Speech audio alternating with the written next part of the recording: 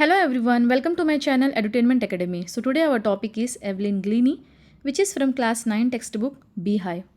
So next part, this is part 1, and in the second part which is Bismillah Khan का सहनाई का एक chapter है, that is also उनका achievement के बारे में ही है, वो हम नेक्स्ट पार्ट में पढ़ने वाला है. इस पार्ट में हम एवलिन ग्लीनी के बारे में पढ़ेंगे, जो एक खुद एक इंस्पिरेशन है बहुत सारे ऐसे डेफ स्टूडेंट्स के लिए, जो हम जानने वाले हैं इस चैप्टर में.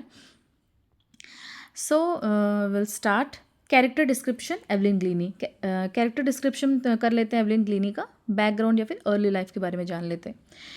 Born in Scotland. कहाँ पे बॉर्न हुआ था Evelyn Glennie? Scotland. Hearing loss begins in childhood. बचपन से ही हियरिंग लॉस स्टार्ट हो गया, यानी कि ऐसा नहीं कि बाय बर्थ तो मतलब सुन नहीं पा रही थी, ऐसा बिल्कुल नहीं था. बचपन से उसका मतलब नहीं सुन पा रही थी. बाय 8. कब तक? By 8 north, by 8 north east, gradually confirm by 11.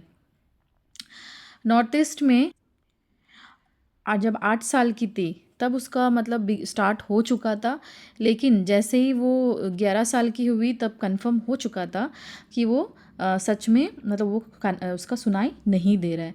कैसे पता चला था? जब उसको मतलब एक वहाँ पे एक अवार्ड मिल रहा था, अवार्ड नहीं, पियानो बजाने जा रही थी.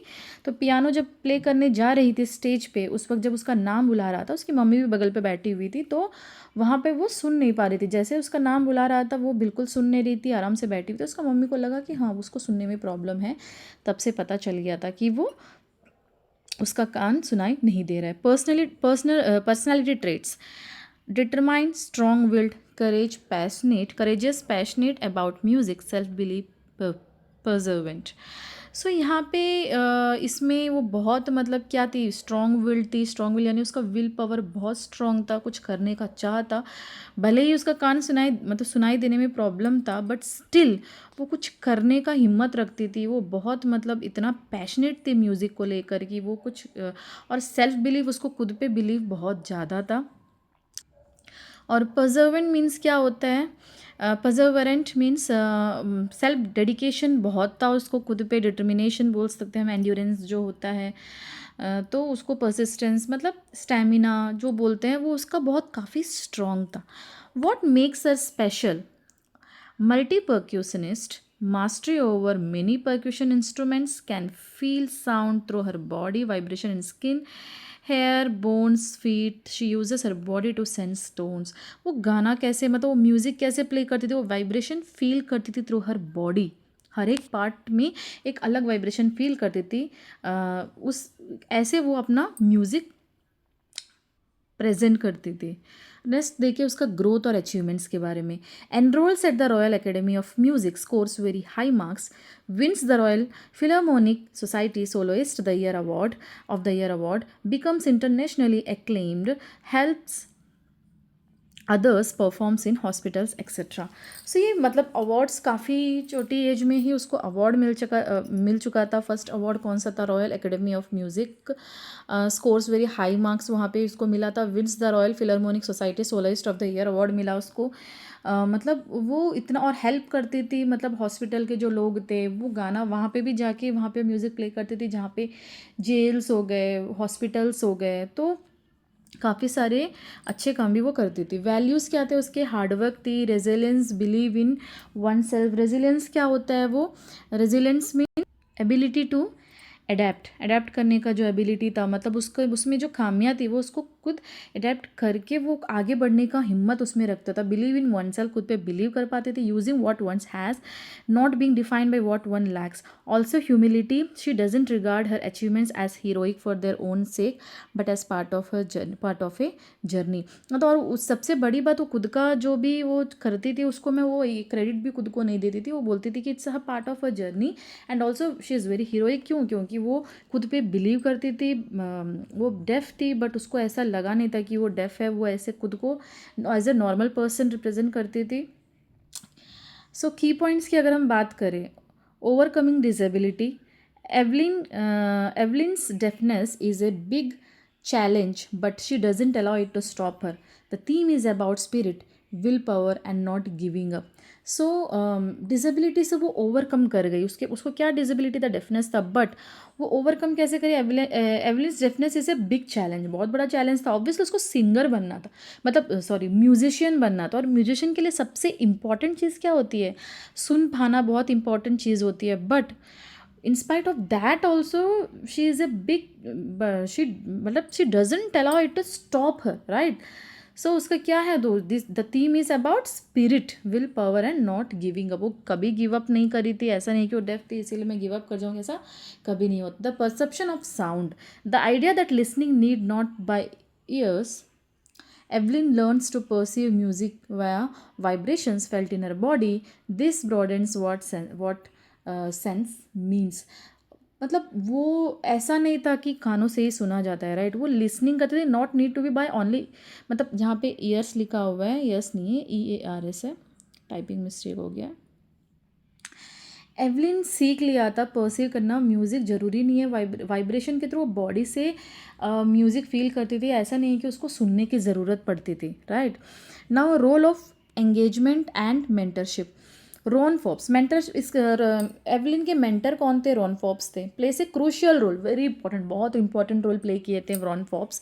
ये बहुत मेन कैरेक्टर है एवलिन ग्लीनी के लाइफ में, because he is the only person who just told her to believe herself, like खुद पे यकीन करना। इसको अगर किसी ने सिखाया है या कुछ इतना डिटर्मिनेशन पावर किसी ने उसको दिया है तो वो ये रॉन फोप्स ही थे। उसने उनको सेल्फ बिलीव करना सिखाया। Ron Fopes plays a crucial role by recognising Evelyn's potential and helping her find ways to listen differently, support from others matters.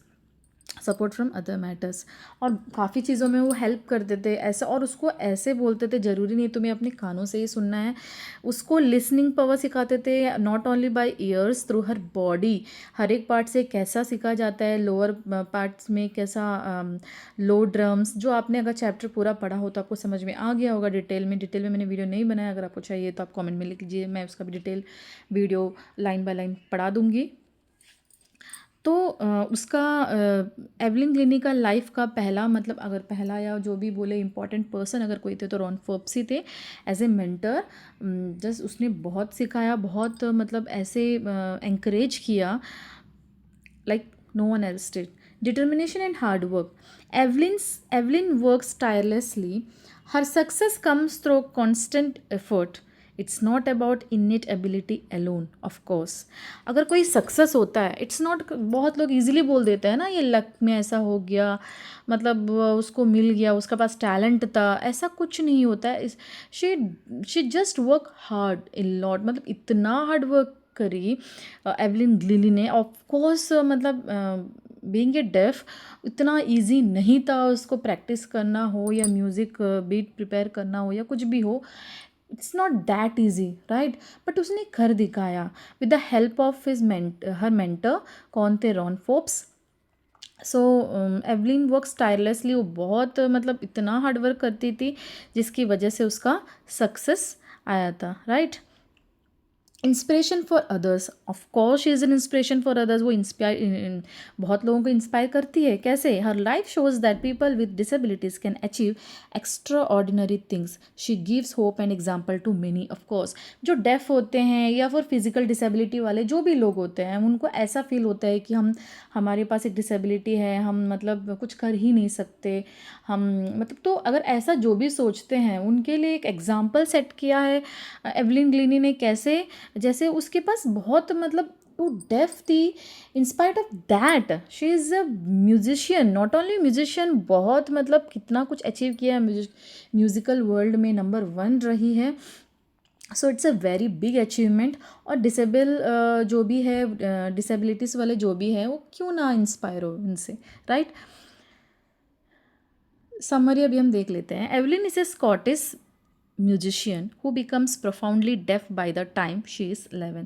जब वो 11 साल की थी तब उसका कंफर्म हुआ था कि वो डेफ है। डिस्पाइट, वो कहाँ की रहने वाली थी? स्कॉटिश की रहने वाली थी, म्यूजिशियन थी.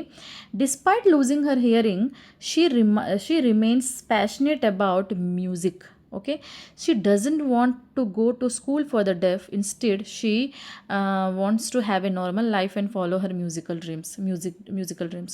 ऐसा नहीं था कि उसको जैसे ही बोला जाता था ना कि नहीं ये मार्क्स कम आने लगे थे, marks were deteriorated right at some point, but then when the teachers realized that time the parents were like we should मतलब कहाँ पे उसको भेजना चाहते थे, डेफ स्कूल जो भी होता है, डिसेबल वाला बच्चों का जो भी स्कूल होता है वहाँ पे वो भेजना चाहते थे. बट एवलिन क्या चाहती थी, she wanted to become a musician. वो अपना अभी भी वो अपना पैशन फॉलो करना चाहती थी.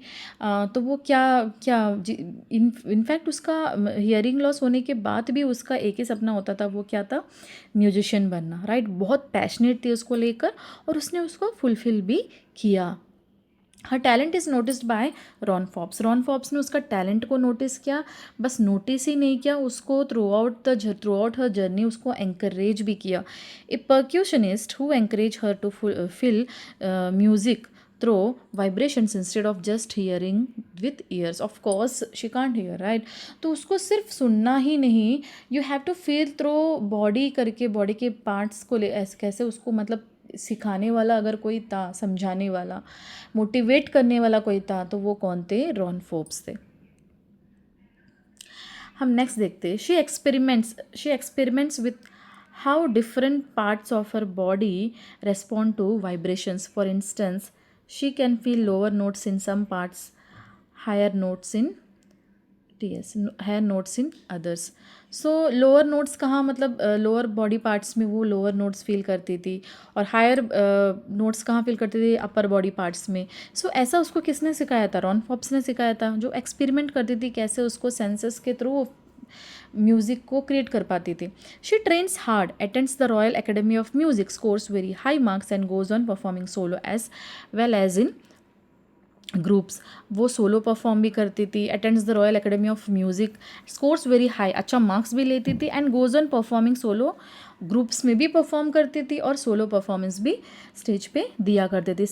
She gives free concerts for hospital, schools, participates in outreach to help others. Her story becomes inspirational especially for people with disabilities. Disabled people कौन होते हैं, वही जो जिसके अगर कुछ भी प्रॉब्लम हो, जिसके पैर नहीं है या हाथ नहीं है या किसी कुछ चीज़ में प्रॉब्लम है, बोलने में दिक्कत है, देखने में दिक्कत है, ऐसे लोगों को डिसेबिलिटीज़ बोलते हैं राइट, डिसेबल लोग हैं. तो ऐसे उनमें से एक कौन थे, ये भी थी. जैसे मतलब कुछ ना कुछ जिनको प्रॉब्लम है अपने बॉडी में, वो डिसेबल होते हैं, तो उनके लिए उनके जैसा कौन थे, ऑब्वियसली एवलिन थी. और एवलिन खुद पे डेफ होने के बावजूद, फिज़िकली डिसेबल होने के बावजूद भी वो दूसरों को इंस्पायर कर पा रही थी, कैसे खुद पे काम करके, खुद पे बिलीव करके और खुद को वो कर दिखा के जो नामुमकिन था. जैसे म्यूजिशियन बनने के लिए सुनने की बहुत ज़रूरत होती है, जबकि वो सुन नहीं पाती थी, बट वो फील करके उसने इतना बड़ा मुकाम हासिल किया. That's not small thing right. वो बहुत बड़ी बात होती है जो काफ़ी लोगों को इंस्पायर करती है जो उन जैसे थे. फ्री कॉन्सर्ट्स भी देती थी, हॉस्पिटल्स जाके, जेल्स जाके, और participate in to help others, लोगों को हेल्प भी करती थी. Okay, she experiments with how different parts of her body, ये हमने कर लिया है. Okay, that's it. अगर आपको ये वीडियो पसंद आया तो लाइक, शेयर और सब्सक्राइब जरूर कर दे. Thank you.